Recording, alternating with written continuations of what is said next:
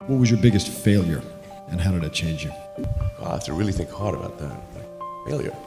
Never heard of it. कुछ लोग दुनिया को देखने आते हैं तो कुछ लोग दुनिया को दिखाने, लेकिन ऐसे कितने लोग हैं जो न देखने आते हैं न दिखाने, बल्कि उनका मकसद तो इस दुनिया को बदलना है। आज हम जिस शख्सियत के बारे में जानेंगे वो कुछ इसी प्रकार के हैं। उनका मुख्य उद्देश्य दुनिया में बदलाव लाना है। वो चाहते हैं कि तकनीकी में विकास भी हो, लेकिन इससे नेचर को नुकसान भी ना हो। हम बात कर रहे हैं अमेरिकी बिजनेसमैन, इंजीनियर और इन्वेंटर इलॉन मस्क की। इस वीडियो में हम इलॉन मस्क के बारे में बात करेंगे। दुनिया में 7 बिलियन से ज्यादा लोग हैं। हर एक की अपनी एक कहानी है, लेकिन हमें हर किसी की कहानी में दिलचस्पी नहीं हो सकती। हम केवल महान और इंस्पायरिंग लोगों के बारे में जानने में दिलचस्पी रखते हैं, मुख्य रूप से अपने क्षेत्र के लोगों के बारे में। एलोन मस्क वैज्ञानिकों, टेक्नीशियन, कोडर्स, बिजनेसमैन और हर किसी के लिए एक इंस्पिरेशन है। वे दुनिया के सबसे अमीर लोगों की लिस्ट में शामिल हैं। एलोन मस्क ऑटोमोबाइल और स्पेस साइंस के क्षेत्र में प्रॉफिट कमाते हैं। प्रेजेंट में एलोन मस्क जेफ बेजोस के बाद दूसरे सबसे अमीर आदमी हैं। उनकी संपत्ति 140 बिलियन डॉलर से भी अधिक है। उनकी कमाई का मुख्य स्रोत टेस्ला और स्पेसएक्स है। जब कोरोना वायरस में हुई लॉकडाउन के दौरान दुनिया के बड़े बड़े अमीरों की कंपनियों में काम रुक गया, उस समय एलोन मस्क जैसे कुछ लोग ने जमकर प्रॉफिट कमाया। लेकिन एलोन मस्क वे व्यक्ति हैं जो पैसों के पीछे नहीं भागते, विज्ञान का पीछा करते हैं और दुनिया में एक रेवोल्यूशन लाना चाहते हैं। अब आप ये तो जान चुके हैं कि एलोन मस्क कौन है और उनकी जीवनी के बारे में जानना रोचक क्यों होगा, तो चलिए अब हम एलोन मस्क की लाइफ को पढ़ते हैं। एलोन मस्क का जन्म 28 जून 1971 में साउथ अफ्रीका के प्रोटोरिया में हुआ था। एलोन के पिता एरोल मस्क एक पायलट थे और साथ में एक इलेक्ट्रिक इंजीनियर भी थे। एलोन की मां का नाम मै मस्क था। एलोन के 2 भाई बहन भी हैं। भाई का नाम किम्बल और बहन का नाम टोस्का है। सन 1980 में एलोन के माता पिता का तलाक हो गया था। एलोन ने अपने पिता के साथ रहना स्वीकार किया। इस तरह से वे अपनी मां के साथ अपने भाई बहन से भी अलग हो गए। एलोन ने कई इंटरव्यू में बताया कि वे बचपन में काफी शर्मीले लड़के रहे हैं। वे किसी से अधिक बात नहीं किया करते थे। एलोन को अपने बचपन से ही किताबें पढ़ने का बड़ा शौक था। उन्होंने 12 वर्ष की उम्र में ही कई किताबें पढ़ ली थी। जितनी किताबें उन्होंने 12 वर्ष की उम्र में पढ़ी होंगी, उतनी शायद आज के समय में अच्छा खासा एजुकेटेड युवक भी नहीं पढ़ता होगा। खैर, उस समय टीवी या मोबाइल तो थे नहीं, तो बच्चे या तो पढ़ते थे या खेलते थे। एलन की ज्यादा बच्चों से दोस्ती नहीं थी, इसलिए उन्होंने किताबों को ही अपना दोस्त बनाया।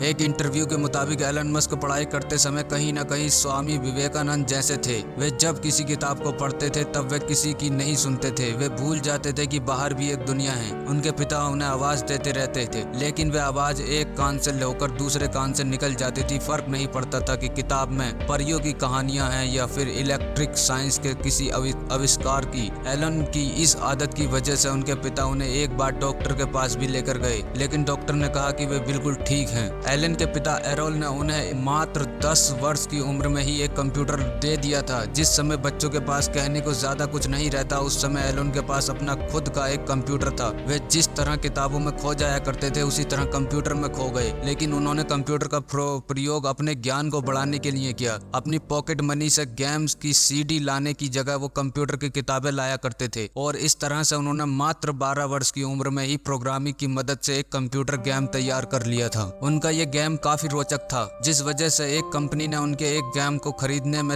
रुचि दिखाई। एलन के इस ब्लास्ट नामक गेम को एक कंपनी ने $500 की कीमत में खरीद लिया। यह आज के हिसाब से भारतीय रुपयों में 30,000 रुपए के आसपास है। उस समय इनकी कीमत काफी थी। इससे यह तो अंदाजा हो ही जाता है कि एलन काफी कम उम्र में भी काफी ज्ञानी थे। लेकिन स्कूल में एलन एक कमजोर छात्र थे, पढ़ाई से नहीं बल्कि शरीर से। एलन के साथ उनके सीनियर मारपीट किया करते थे। एक बार उन्हें इतना मारा गया था कि उनके हॉस्पिटल में एडमिट कराना पड़ा था। एलन को शुरुआत से ही अमेरिका काफी पसंद था। वे 17 साल की उम्र में अमेरिका जाना चाहते थे, लेकिन नहीं जा सके। बाद में वे कुछ महीनों बाद अपनी मां के रिश्तेदारों के पास कनाडा रहने चले गए। कनाडा में उन्हें नागरिकता भी मिल गई। अपनी शुरुआती शिक्षा एलन अपने पिता के साथ रहते हुए प्राप्त कर चुके थे। कनाडा में रहते हुए उन्होंने अपने उच्च उच्च शिक्षा प्राप्त की और वह ग्रेजुएट हुए। एलन ने यूनिवर्सिटी ऑफ पेंसिल्वेनिया से फिजिक्स की डिग्री ली थी। इसके बाद बिजनेस में रुचि के चलते उन्होंने वाटन स्कूल ऑफ बिजनेस से इकोनॉमिक्स की डिग्री भी ली। इसके बाद आखिरकार उनका सपना साकार हुआ जब वे 1995 में फिजिक्स में पीएचडी करने के लिए अमेरिका गए। शिक्षा में उनकी रुचि को चलते हुए आसानी से उनका एडमिशन स्टैनफोर्ड यूनिवर्सिटी में हो गया। लेकिन पीएचडी के दौरान उन्हें इंटरनेट के बारे में पता चला और वे इंटरनेट के क्षेत्र में आगे बढ़कर ज्ञान प्राप्त करने लगे। उन्होंने पीएचडी के लिए स्टैनफोर्ड यूनिवर्सिटी में एडमिशन तो कराया था, लेकिन 2 दिन बाद ही उन्होंने एडमिशन वापस ले लिया। सन 1995 में एलन मस्क ने अपने भाई के साथ मिलकर अपनी पहली कंपनी Zip2 की शुरुआत की। इस कंपनी का मुख्य न्यूज़पेपर कंपनियों को सिटी गाइड करना था। इंटरनेट से जुड़ी हुई ये कंपनी तेजी से उठने लगी। साल 1997 में एलन ने Zip2 के अपने हिस्से के 7% शेयर को $22 मिलियन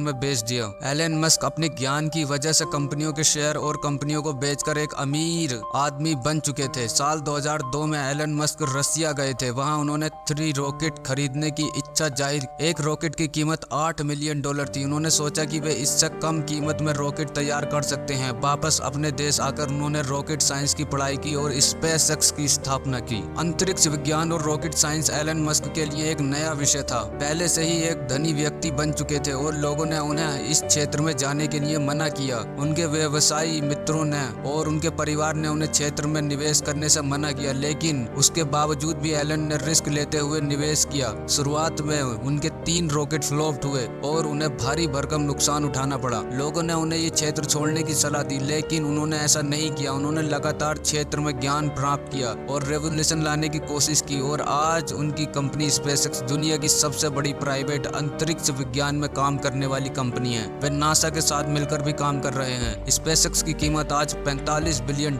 है। एलन मस्क को अधिकतर लोग उनकी इलेक्ट्रिक व्हीकल कंपनी टेस्ला के लिए जानते हैं। अगर टेस्ला को दुनिया के सबसे बड़े इलेक्ट्रिक कार कंपनी भी कहा जाए तो उसमें कोई बड़ी बात नहीं होगी। टेस्ला ने पिछले कुछ सालों में कई देशों में अपने इलेक्ट्रिक कारों की जमकर सेल्स की है, जिससे कि एलन मस्क को काफी तगड़ा मुनाफा भी हुआ है। एलन मस्क की इलेक्ट्रिक कार इतनी सटीक और सही है, इस समय पर उसकी तुलना करने वाली कोई कार नहीं है। उनकी इलेक्ट्रिक कार अफोर्डेबल होते हुए भी कई महंगी डीजल और पेट्रोल कारों से ज्यादा एडवांस होती है। साल 2003 में एलन मस्क टेस्ला इंक का नाम ही काफी इलेक्ट्रिक व्हीकल बनाने वाली कंपनी से जुड़ गए थे। उस कंपनी का उद्देश्य बिना पॉल्यूशन बनाने वाली कार बनाना था जो बैटरी से चलती हो, लेकिन उस समय ये कारें बेकार और कम पावर वाली मानी जाती थी। ये लोगों को महंगी पड़ती थी और उन कारों को चलाने में खर्चा भी अधिक आता था। शुरुआत में एलन को यहाँ भी नुकसान झेलना पड़ा, लेकिन एलन मस्क ने इस क्षेत्र में ध्यान दिया और कंपनियों की सभी प्रॉब्लम को दूर करते हुए